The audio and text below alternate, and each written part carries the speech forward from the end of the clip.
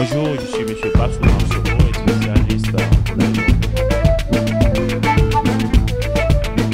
Bon, la particularité aujourd'hui, c'est de faire, c'est l'élevage des races de poulets d'ornement.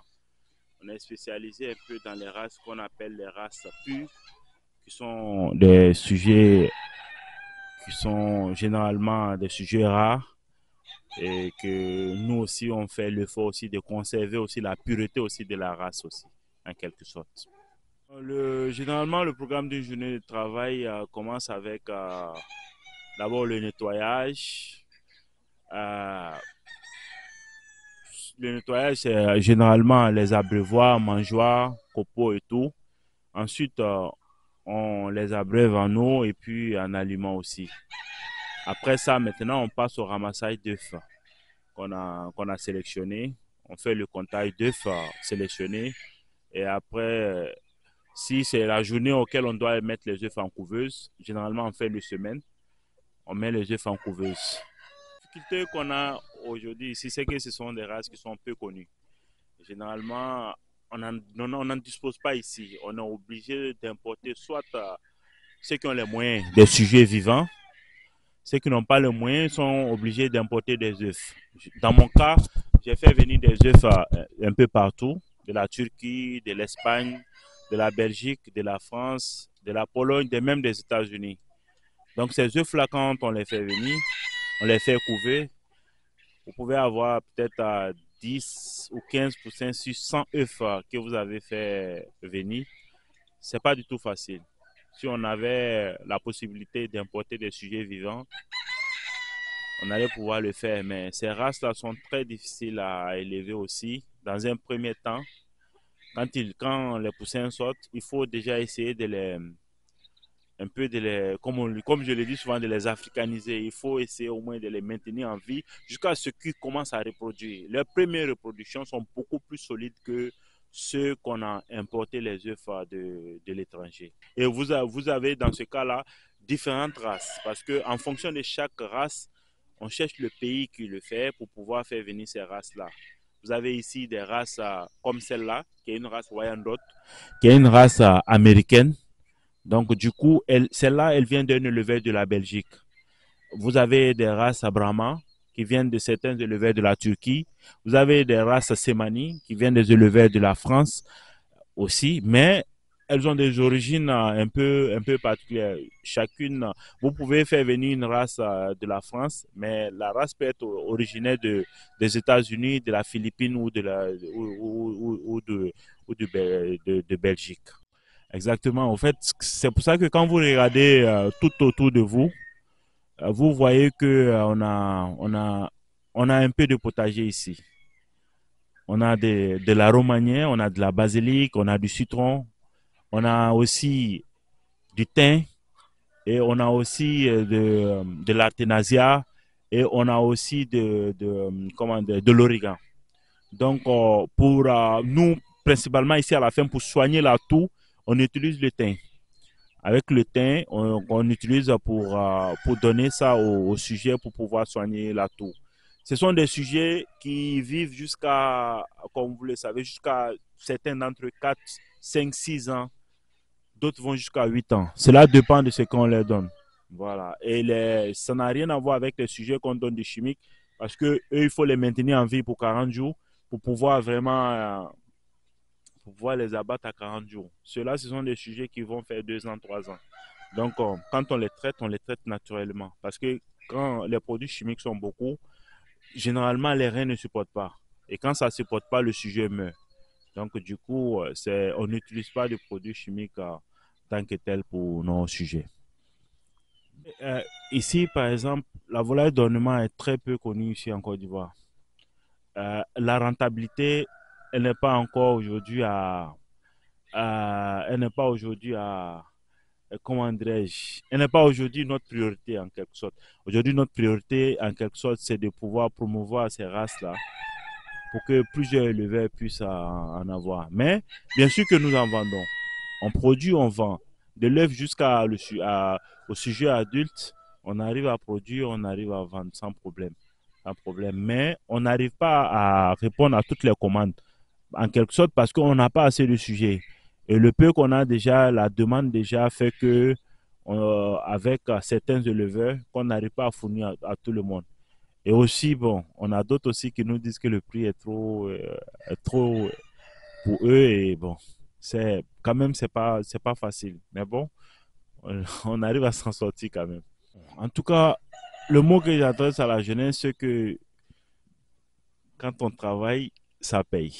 Et j'ai beaucoup d'amis qui me demandent très souvent quel est l'investissement qu'ils peuvent faire avec un tel ou tel montant. Moi, je leur dis toujours, mettez 500 000 dans le piment, vous allez avoir assez de bénéfices. Autant aussi comme l'élevage. Mais avant de se lancer dans le projet d'élevage, il faut viser d'abord la clientèle. Il faut savoir pourquoi on fait telle chose. Moi, je me suis lancé d'abord par passion. Avec la passion, j'ai des clients. C'était pas en quelque sorte pas but lucratif, en fait. La plus grosse erreur que les jeunes font, c'est de se lancer directement avec un tel montant qui se fixe. Tu te dis, bon, si je vends le sujet à tel prix, j'aurai forcément tel prix. Et là, très souvent, ils sont assez tôt dessus parce qu'ils n'arrivent pas à trouver euh, les personnes à qui ils doivent fournir, à fourguer leur produit. Donc, du coup, dans un premier temps, il faut vraiment étudier le marché et puis connaître le besoin et puis se lancer. Mais dans le domaine de l'élevage, ça paye. Ça paye. Et je les encourage vraiment à s'intéresser à ça. Et nous, ici à la ferme, à la Plume d'Or, les portes sont ouvertes. On n'a pas seulement que le volaille d'ornement, on a des sujets qui sont des races lourdes, qui sont beaucoup pour la consommation, pour la chair. Et ces races lourdes-là, ce sont des races que certains éleveurs prennent avec nous pour pouvoir faire des croisements avec des sujets locaux qu'ils ont, pour améliorer la croissance de leurs sujets. Et déjà, j'ai eu des amis qui en ont pris et ils ont de très bons résultats. Et ils ont déjà commencé à commercialiser ça. Nous sommes ouverts pour tous les jeunes, en tout cas, qui veulent se lancer. Nous sommes ouverts. On va leur donner des conseils. On peut leur donner des conseils. On était là avant eux et généralement, on peut leur donner des conseils, en tout cas, qui vont dans le sens dans lequel ils peuvent investir et se faire quand même des bons revenus dans ce domaine-là. Moi, je pense que, comme vous le dites, moi, je connais certaines femmes qui sont dans le domaine, elles s'en sortent très bien. Et je vous le dis que il y a certaines d'entre elles qui le font mieux que les hommes. Et quand une femme se met vraiment dans la chose, vous savez comment c'est. Donc, je pense que ce n'est pas, ça ne doit pas être une excuse pour les femmes qu'elles doivent essayer avec une parcelle, qu'elles essayent, elles verront que c'est très rentable pour eux. Parce que moi, à la base, avant d'être éleveur, je suis restaurateur. Donc, je suis dans la restauration. Du coup, j'ai pas du mal à écouler mes produits parce que moi, je produis, je transforme et je revends dans mes restaurants. Donc, la majorité de mes poulets, de mes œufs sont consommés dans mes restaurants. C'est pour ça que souvent je parle aussi des haines.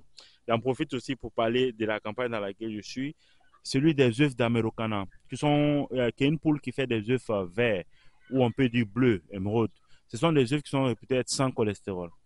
Vous voyez que aujourd'hui, dans nos pâtisseries, dans nos cantines scolaires et aussi dans nos restaurants, même à la maison, dans nos tables, on peut facilement avoir ces œufs-là pour la consommation à la maison, qui sont des œufs sans cholestérol. Parce qu'aujourd'hui, nous, les personnes adultes, le plus gros problème qu'on a, c'est le taux de cholestérol qui débouche à plusieurs autres maladies. Les enfants, dès aujourd'hui, on peut déjà les éviter ce problème-là en leur donnant une alimentation saine. C'est pour ça qu'on a cette branche-là.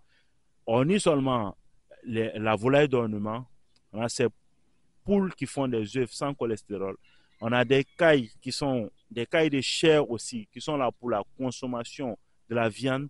On a des cailles qui sont là aussi pour les œufs des pondeuses, qui sont là pour la consommation aussi des œufs. Donc tout cet aspect-là, moi j'ai tenu à l'introduire dans mon restaurant pour que pour après maintenant faire la campagne dans d'autres restaurants. Parce que je suis ouvert à tout et à toutes qui veulent, même les accompagner dedans. De la production jusqu'à la transformation, jusqu'à la vente. Ah, eux seulement, là, c'est pas un mot j'ai pour eux. En tout cas, en ce qui concerne l'ensemble des consommateurs, même le ministère même, parce que nous, éleveurs, on est souvent étonnés qu'on nous dise que on n'arrive pas à fournir, comment dirais-je, on n'arrive pas à combler le besoin des Ivoiriens. Et les éleveurs pleurent qu'ils n'arrivent pas à vendre leurs produits. Je pense que ce problème-là doit essayer d'être réglé. Il doit avoir un problème quelque part. Soit ce que les éleveurs produisent ne suffit pas, soit beaucoup d'éleveurs ont abandonné à cause des coûts des aliments. Donc, je pense que il faut revoir ce sens-là. Quand on dit à un éleveur qu'il n'arrive pas à subvenir aux besoins de sa population, il faut se pencher sur le problème de l'éleveur. Quel est le problème qu'il a? Pourquoi il n'arrive pas à produire pour les Ivoiriens?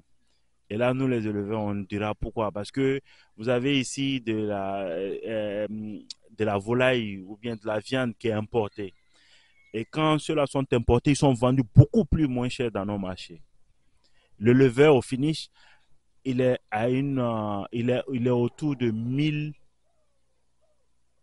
il est autour de 1300 francs ou bien 1200 francs pour la production d'un seul sujet. Vous voyez que c'est énorme. Et après, à quel prix est-ce qu'il doit le vendre? Et si on retrouve sur le marché des sujets, de la volaille qui est vendue beaucoup plus moins cher, beaucoup d'éleveurs vont abandonner. C'est pour ça que la Côte d'Ivoire importe beaucoup. On importe parce que on n'arrive pas à produire, pas parce qu'on ne veut pas produire. C'est parce que les aliments déjà sont chers. Et quand on produit, on n'a rien en retour. Donc, du coup, on préfère faire autre chose que de produire. Ensemble, en tout cas, des éleveurs, moi, j'ai juste un seul conseil à leur donner. Qu'ils essayent de transformer ce qu'ils produisent au lieu de produire et de vendre sans le transformer. Parce que quand vous transformez, vous gagnez plus. Quand vous produisez juste, c'est celui qui transforme qui gagne le plus. Donc, essayez un peu de transformer les produits que vous faites. Si vous les transformez, vous verrez que votre chiffre d'affaires va augmenter. On a prévu jusqu'à fin août, en tout cas début septembre, pour faire la distribution massivement dans tout le pays. En tout cas, ça, c'est notre contribution, vu que nous avons participé au sommet de l'élevage et on a vu vraiment quelles étaient les inquiétudes du ministre. Et dans ce sens-là, on est revenu beaucoup plus, on va le dire, on est revenu moins bête en quelque sorte. Excusez-moi du mot, on est revenu beaucoup plus élevé. On a vu quel était le besoin des Ivoiriens et on s'est mis dès cet instant-là, on s'est mis à la tâche. On s'est mis déjà au travail pour pouvoir proposer mieux. Et la ferme, aujourd'hui, actuellement, vous êtes dans un espace qui est tout petit, mais je vous assure que je ne vous ai pas envoyé dans l'espace le plus grand. Parce que c'est là-bas que va se passer la plus grande transformation de produits de volaille ici qu'on va faire. Ça, c'est. Et tout ça n'a commencé juste qu'avec une passion, sans pour autant mettre l'argent à la tête. Et cette passion-là s'avère aujourd'hui payante. Donc, c'est sur ce projet-là que nous sommes. Je pense que d'ici le mois d'août, vous aurez en tout cas les nouvelles de la ferme La Plume d'Or. Et aussi, les Ivoiriens seront contents du travail qui est fait parce que c'est au fond un travail bio. On se soucie beaucoup plus de la consommation et de la qualité des aliments qu'on donne aux Ivoiriens. C'est pour ça qu'on s'est spécialisé dans ces œufs-là qui sont sans cholestérol. On s'est spécialisé aussi dans ces cailles de chair pour aller dans un grammage qui va jusqu'à 500-600 grammes pour que les Ivoiriens puissent se sentir bien, en tout cas dans ce qu'ils consomment. Alors, ça, c'est une très bonne question. En fait, les déchets qui sont produits dans la ferme, comme vous le voyez autour de vous, je les transforme comme engrais. Ils sont transformés comme engrais et ici, ça fait plus de 3 ans que j'utilise la même terre. Si vous voyez que j'utilise la même terre depuis plus de 3 ans, c'est parce que je produis, c'est avec ces déchets-là que je prends pour pour les transformer en engrais, pour pouvoir produire des plantes bio que je redonne encore au poulet. Voilà. Donc, et on a aussi on travaille aussi en collaboration avec les agriculteurs qui viennent, on fait comme à l'ancienne époque, hein, Quand on a besoin d'un nettoyage, on les appelle, ils viennent, ils font le nettoyage fond en comble. Ils enlèvent tout ce qui est déchets qu'ils, eux, après, utilisent comme engrais. Et voilà, c'est comme ça un peu que ça se passe. En tout cas, c'est que sur AgroTV, en tout cas, je les demande de s'intéresser beaucoup plus encore à AgroTV parce que moi, personnellement, j'ai découvert AgroTV lors du sommet de l'élevage. Et quand je suis allé, j'ai appris beaucoup de choses. Et j'ai vu que au fait, j'étais juste, que je n'ai rien fait au fait, en quelque sorte, qu'il y a tellement de choses à faire. Et ce qui m'a beaucoup plu, c'est que Agro TV s'est beaucoup rapproché des jeunes pour leur donner beaucoup plus de visibilité pour, pour qu'ils puissent vraiment avancer dans ce qu'ils font. Et je vous assure, toute personne qui va, en tout cas, dans vos pages, dans vos sites internet, dans votre télé, quand tu regardes le travail qui est fait, quand tu regardes le travail que les jeunes Ivoiriens font, ou bien les jeunes Africains font dans l'élevage et l'agriculture, ça donne vraiment des idées et ça donne envie de s'investir dans ce domaine-là. En tout cas, je remercie AgroTV pour cette opportunité que vous donnez à la jeunesse. Et vraiment, cette télé-là mérite un prix, mérite aussi le regard aussi du ministère vraiment pour pouvoir les aider à nous aider en quelque sorte.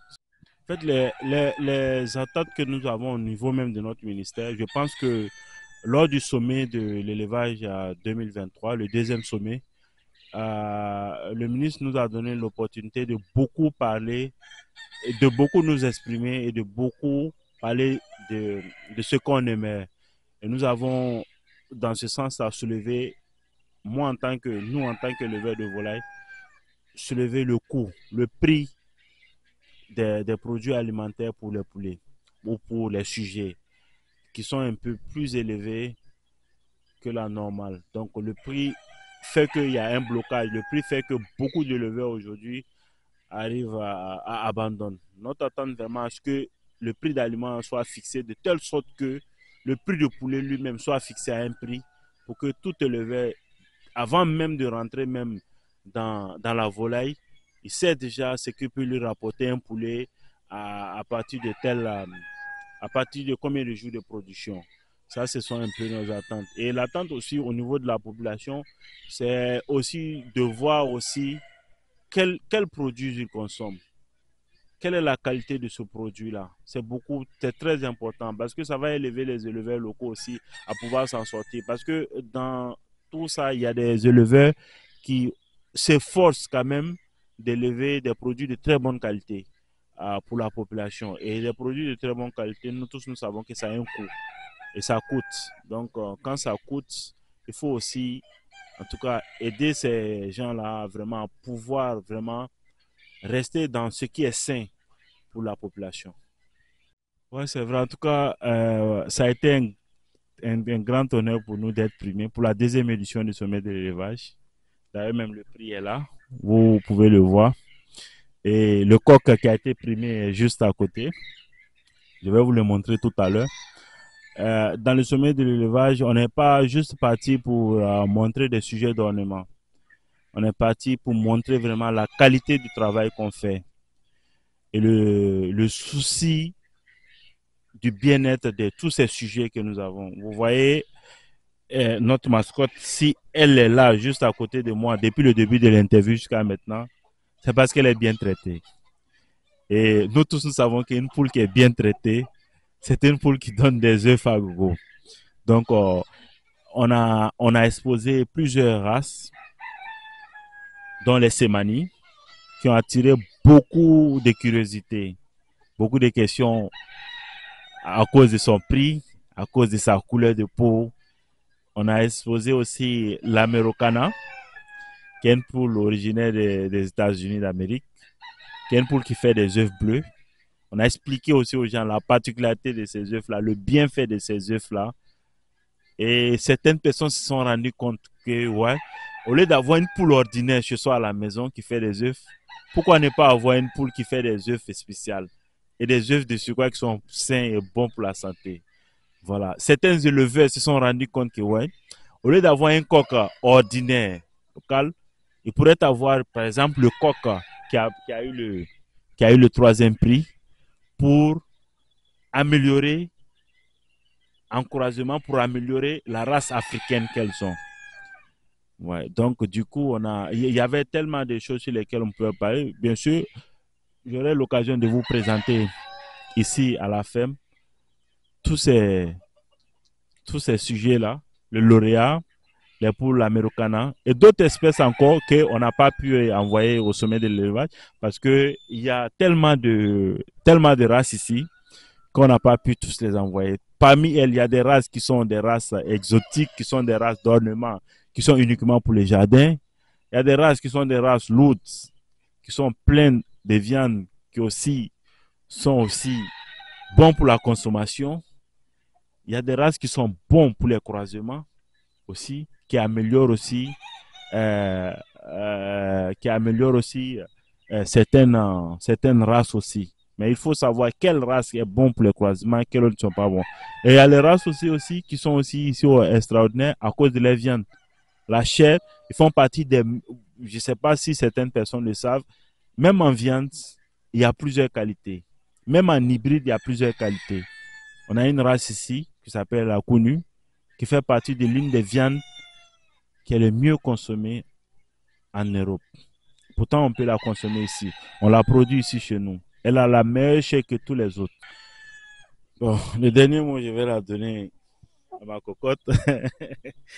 Non, en fait, je pense que dans l'ensemble, on a fait le tour. En tout cas, le dernier mot, c'est un mot de remerciement.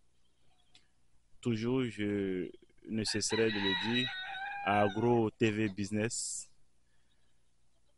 qui est venu vraiment, en tout cas, qui vraiment montre que c'est une vraie chaîne d'entrepreneuriat, qui est une chaîne qui donne de la visibilité aux jeunes. Et vraiment, ça, c'était mon dernier mot. Parce que mon dernier mot, c'est un coup de cœur. Un gros coup de cœur à Agro TV parce que c'est pas facile de trouver une chaîne qui va venir vous trouver au fin fond de Bingerville, venir faire un reportage sur vous. Vraiment, je vous dis merci. Et j'encourage aussi à tous les jeunes de se former aussi avant de se lancer, de se renseigner, de s'informer avant de se lancer. Comme je l'ai dit, on peut vendre un produit avant de le produire. Qu'ils essayent de voir quels sont ceux qui sont susceptibles d'acheter leurs produits avant de leur produire. Et s'ils arrivent à faire cette différence-là entre la production, la transformation et la vente, si déjà la vente est acquise, la production commence et la transformation suit. Donc, nous sommes ouverts, nos portes sont ouvertes, le numéro aussi est là. Vous pouvez nous appeler, vous pouvez aussi venir aussi à la ferme aussi pour suivre aussi un stage concernant les sujets qu'on a et le projet aussi dans lequel nous sommes en train de développer, dont je n'ai pas voulu dire le nom. J'ai juste dit que c'est juste un projet de CAI.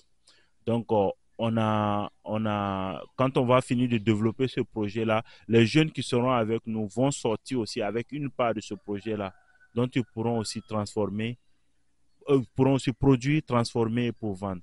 Et déjà, avec le système qui a été mis en place, tous ceux qui sortiront ici avec ça, ils vont juste produire et transformer. Et nous, on s'occupe de la vente. Mon contact officiel, c'est un seul, il n'y a pas deux, il n'y a qu'un seul, c'est le 07 48 63 84 54. Voilà, qui est mon contact aussi, mon contact personnel, qui est aussi le WhatsApp. Ceux qui veulent, en tout cas, suivre le processus, peuvent même venir de la ferme, choisir le sujet qu'ils veulent, prendre, on le transforme, on l'envoie au restaurant, on le transforme pour donner à la personne. C'est de A à Z. Merci beaucoup.